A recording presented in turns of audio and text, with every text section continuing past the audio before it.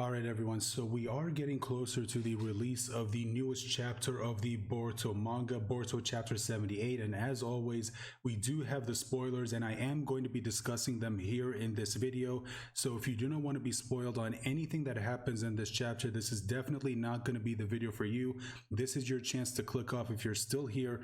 I'm going to assume you are okay with spoilers. Now, as always, I do want to give a shout out to Abdul for sharing this with us. Make sure you head on over to Twitter to follow him and show him some support for sharing this information with us. Now, let's get to the spoilers. Now, I'm not going to cover everything that happens in this chapter. I'm only going to go over some of the things that happen because I want to wait until the official chapter gets released so we can have full context as to what is happening, and I will cover that, of course, in the official review for Boruto chapter 78 when that gets released.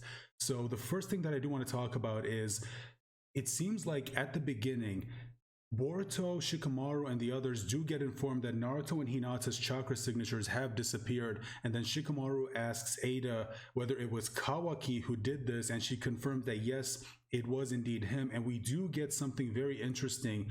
We finally get to see from her perspective what it's like to actually use the Rinnegan and what it actually looks like from her perspective. And I thought that this was really interesting. It's nice to finally see how she views things whenever she uses that ability. Just like how in the Naruto manga, after Sasuke got his Rinnegan, there were some panels that Kishimoto added where you got to see things from his perspective, specifically when he was using it to see Madara's Limbo clone. So I really like this addition and showing us what it's like from Eida's perspective whenever she uses the Rinnegan to view past events. I thought this was really cool. So after this happens, Boruto heads out and we immediately see the confrontation between Boruto and Kawaki. And before they actually start fighting, Kawaki does indeed confirm to Boruto that yes, it was indeed him, and he tries to comfort him in a way by telling him that he put them in a dimension where time doesn't move, so they're not going to grow old and they're not going to starve to death. So essentially he is telling them that he sealed them in the Daikokuten dimension because it was told to us that the dimension where Ishiki was summoning those chakra cubes and those chakra rods from is a dimension where time doesn't move, like when he summoned the table and the wine and the food. Because time doesn't move there, the food doesn't spoil and the wine doesn't actually go bad, which, if I remember correctly, is actually better for wine to let it age. But I don't really know that much about wine, so I'm not really going to talk as if I know. And then we actually get to see the fight between them happen, and it's a pretty short fight. It doesn't really last for very long.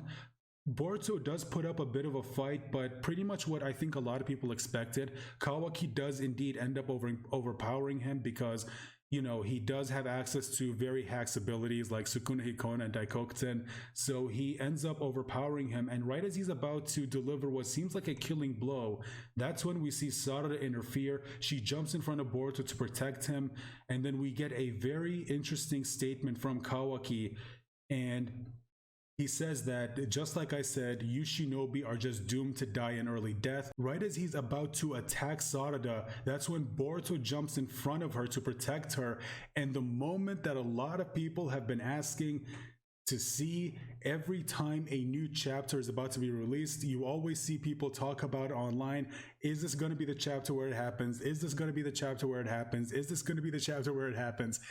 It finally happened. We finally get to see Boruto's scar. Now, I can't actually show you guys the image on screen because last time I did that, I got into a little bit of trouble. So unfortunately, I can't really do that. But again, you can go follow Abdul's Twitter account or more specifically his backup account where he posts these images. And I highly recommend you go check them out quickly because he doesn't leave them up there for long, obviously, to make sure he doesn't get into any more trouble with, you know, when it comes to copyright and all that stuff.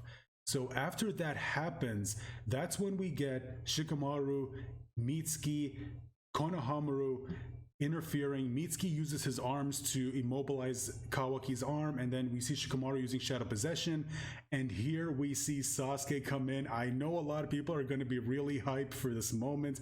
He jumps in, puts his sword to Kawaki's neck, and he's telling him, dude, if you resist, I am gonna kill you. So he's not gonna immediately kill him, but if he tries something, he will not hesitate to do it.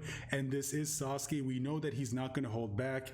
Remember during the Naruto Gaiden story when he was going to kill Shin and one of the clones stepped in front of him, he specifically said, dude, I am not as soft-hearted as Naruto. If you don't get out of my way, I will kill you. So we know Sasuke has no problem doing that.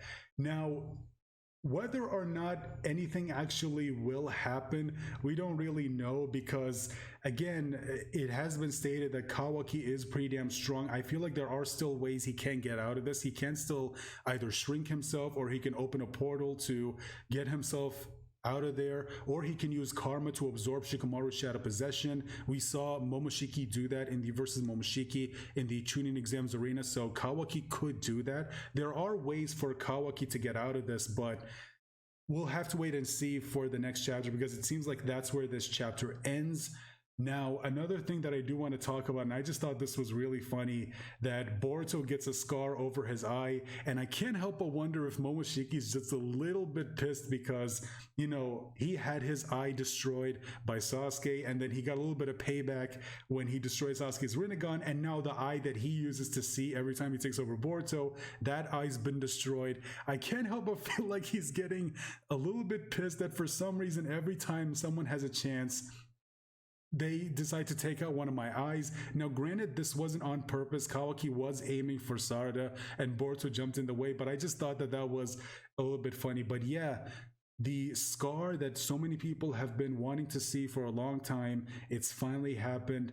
Let me know your thoughts in the comment section down below. Was it worth the wait if you're someone who was waiting all this time to finally see where Boruto gets the scar? Did you theorize that this was going to happen? Is this better than whatever theory that you saw online about how Boruto possibly gets the scar? I know some people have theorized that maybe Sasuke is going to be the one to give him the scar. Maybe it's going to be Code. Maybe it's going to be just anyone else. I don't think a lot of people really predicted that he was going to get the scar protecting someone else, or at the very least protecting Sarada. Maybe there was someone out there who did predict it and I just don't really know about it. So just real quick, everyone, we got some new information for the upcoming Boruto chapter 78, and we got this right as I finished recording my thoughts on some of the spoilers for Boruto chapter 78. And I just real quick want to give you guys my thoughts on this new information that we got because it is pretty big. So after Kawaki gets captured, Momoshiki ends up taking control of Boruto's body, and we see him using the karma mark to absorb Shikamaru's shadow paralysis, like what we saw him do in the Chunin exams arena during the versus Momoshiki arc. And when that happens, Kawaki uses it as an opportunity to escape. We see him use Sukune Hikona to escape this hold that Mitsuki had on him. He manages to escape, and a lot of people are wondering, a lot of the people there, you've got Sasuke, Konohamaru, Mitsuki, Shikamaru, they're all wondering why this is happening, just like how I'm sure a lot of us are wondering why Momoshiki did this, because we know Momoshiki knows Kawaki wants to kill Boruto, and Momoshiki said that if Boruto dies, he loses his only connection to this world, to this plane of existence. If Boruto dies, then he ends up going away, just like what happened with Ishiki. But the next thing that we see probably explains why Momoshiki did this, because while yes, Kawaki still being alive may still lead to Boruto dying and Momoshiki losing his connection to this plane of existence, it seems like what Kawaki inadvertently managed to do for him may have actually been worth it, because Momoshiki, the last thing that we see him say in this chapter is when he's confronting Boruto, he ends up saying that you've lost it, the blue eye. Now, when you look at Boruto and someone says the blue eye, I think it's pretty obvious what that's in reference to. He's talking about the Jogan, or at least that's what it seems like he's talking about. Now, the Jogan, as we know, is referred to as the Star of Hope. And if I remember correctly, someone said that the Jogan is the eye that could possibly lead to the destruction of the Otsutsuki clan.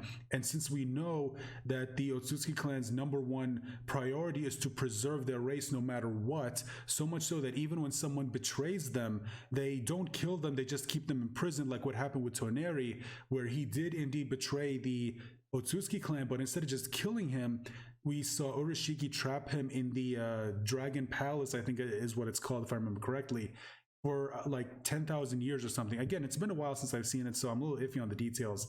So they believe in preserving their race no matter what. So if Kawaki did something that inadvertently end up saving them, then it might provoke Momoshiki to do something that could ultimately lead to his death, which is kind of ironic because that's a little counterintuitive. You know, preserving your race, but also doing something that could lead to you, a member of that race, dying. But again, I'm just theorizing at this point. We're going to have to wait until the next chapter to find out what he really means. And again, that's just speculation as to what Momoshiki is referring to. If Boruto really did lose the Jogan, then I know a lot of people are probably not going to be happy because so many people have been making theories about the Jogan and where it could lead to. And I also find this a little bit ironic that if Boruto did end up losing his dojutsu, then it's again kind of ironic because when Momoshiki took over his body, he ended up destroying Sasuke's Rinnegan, so it's kind of funny that it ended up happening to him, even though that was never the intention. Like, Kawaki was going for someone else, Boruto just jumped in the way, and that's what happened as a result. So not technically the same situation, but the result is still technically the same. So that's all I wanted to say. Now back to the original video. But anyway, guys, let me know your thoughts in the comment section down below. As always, please make sure to leave a like, share this video out there, hit the subscribe button if you're new, make sure to ring the bell icon to be notified whenever I post a new video. Consider becoming a channel member by clicking the blue join button, and please look forward to my review of Boruto chapter 78 when that chapter officially gets released. Bye for now.